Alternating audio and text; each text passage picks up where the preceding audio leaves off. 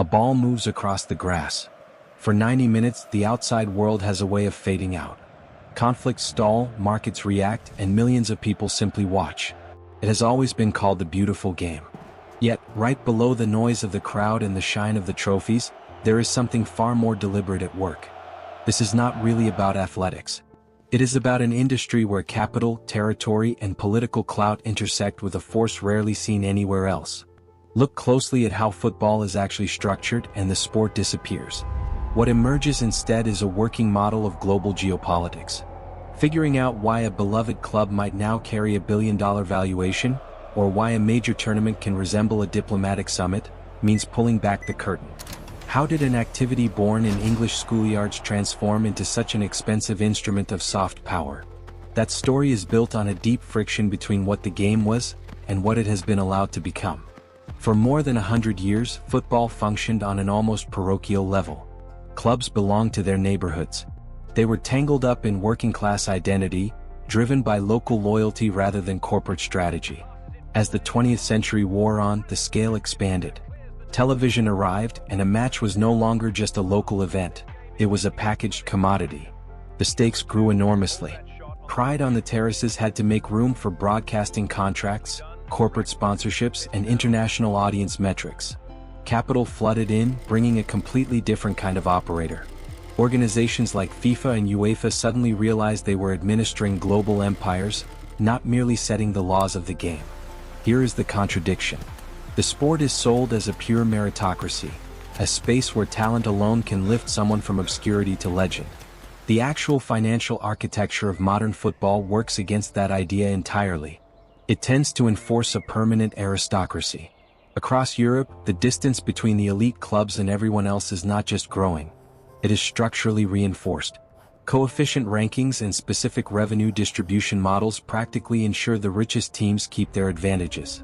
It resembles a competition where the leading runners are given jet engines, while the rest of the field is barred from even upgrading their footwear. Nothing here is accidental.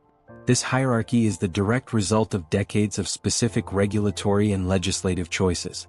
Consider financial fair play.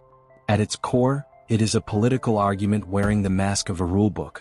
Supporters insist it keeps clubs from spending themselves into ruin, providing essential stability. Critics see something else entirely, a mechanism that locks in the established hierarchy, making it almost impossible for ambitious outsiders to break through. It functions, whether intentionally or not, as a way to preserve the status quo under the banner of sustainability. That friction points directly toward the most complicated layer of all: sovereign wealth. Recently, private ownership has increasingly made way for state-backed buyers. When a nation-state acquires a prominent club, the roster becomes a diplomatic asset. It projects influence, curates an international brand, and can significantly soften a regime's global image. This is soft power made tangible. The team effectively becomes a traveling billboard for a country's foreign policy. Naturally, this introduces a profound ethical question. Can a sport honestly claim to be a meritocracy when some participants have the full backing of a national treasury? The whole idea of a level playing field is being actively dismantled.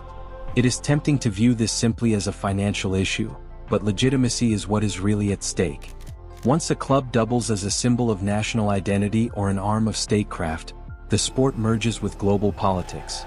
The boundaries of the pitch turn out to be remarkably porous, linked directly to oil pipelines, trade negotiations, and even international sanctions. Such complexity makes governing the sport an inherently volatile task.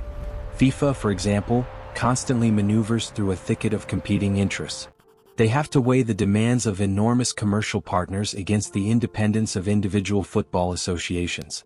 Essentially, they are attempting to manage a massive global enterprise using frameworks built for a far simpler time. Pushing into new markets only generates more friction. The sums of money are so vast that choices about hosting rights or broadcast schedules carry genuine geopolitical weight. Football is steadily operating less like a social institution and more like a class of global financial assets. For the next generation of supporters, the urgent question is shifting. It is less about who takes the league title, and more about who actually controls the sport. As this architecture of power keeps evolving, the distance between the spectacle on the grass and the reality in the boardroom will likely keep widening. We are forced to ask whether the beautiful game still belongs to the public, or if it has fundamentally mutated into something else.